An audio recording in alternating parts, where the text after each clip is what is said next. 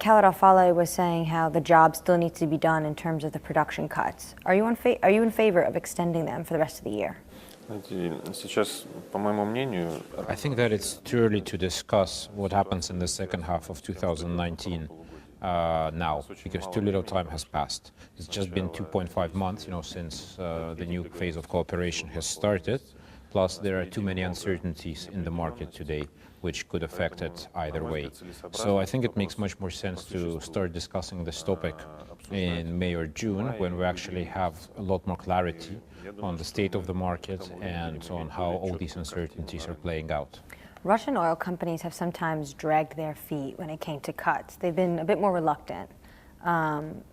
Is it going to be harder to get them on board if you decide to extend for another 6 months of curbs? I think I would not agree with you about the slow pace of production decline or the lackluster reaction of our companies to this. They are in full conformity with the targets which have been voiced publicly at the end of last year and beginning of this year, so they're fully on schedule, with the adjustment for the climatic peculiarities and the specific factors which are a characteristic of our oil industry. So you cannot immediately in one go reduce production in the winter months.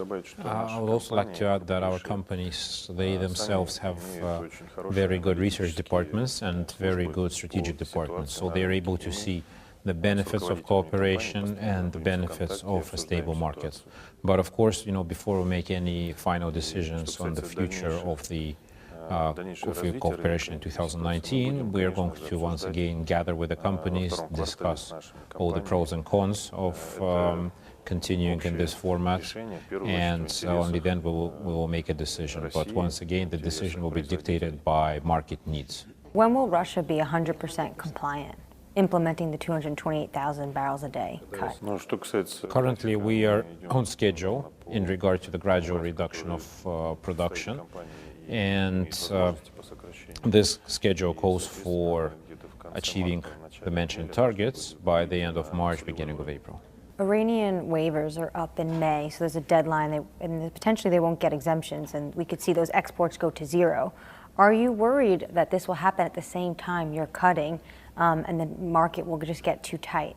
Well, of course, this worries us, and I can say that this is one of the uncertainties which at this moment is very difficult to forecast or predict.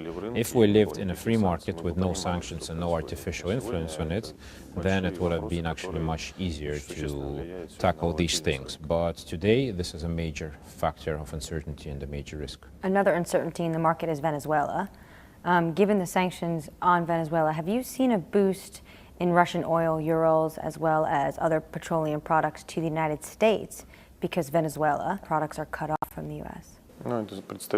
We don't monitor the destination of our exports on a daily basis, because these are corporate affairs, and usually oil is supplied in accordance with long-term contracts and so through traders, so it can go anywhere. But at the same time, of course, we see reports and speculation about this topic. But once again, we'll look closer into it over a midterm period. But I would like to once again say that it's a decision of the company's marketing department. Also on Venezuela, you're supplying naphtha now to them because they're not getting it from the Gulf refineries in the U.S. What other support are you giving Venezuela as they deal with sanctions as well as this energy crisis, which is really hurting their production levels? Well, first of all, we of course continue working on the legacy projects which we have in the country, and we are acting within the international law and within the signed contracts.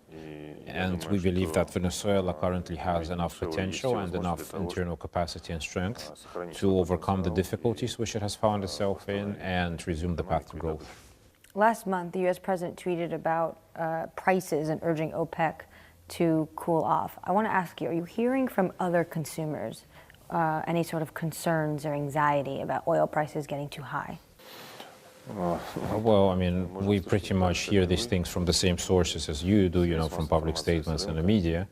But, if you ask for my opinion in regard to this, I believe that currently the price is acceptable to all parties. It's acceptable both to consumers and producers. And you can see that the level of volatility is extremely low, which also indicates a fairly balanced state at this moment. If we're balanced at this moment, Do you think there's any need then to extend these cuts in June?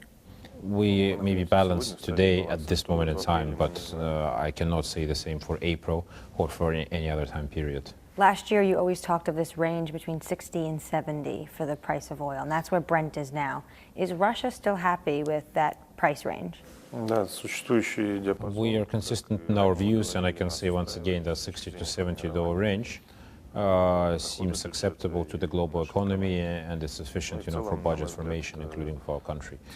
But I can say at the same time that this is a price range which seems to suit consumers as well.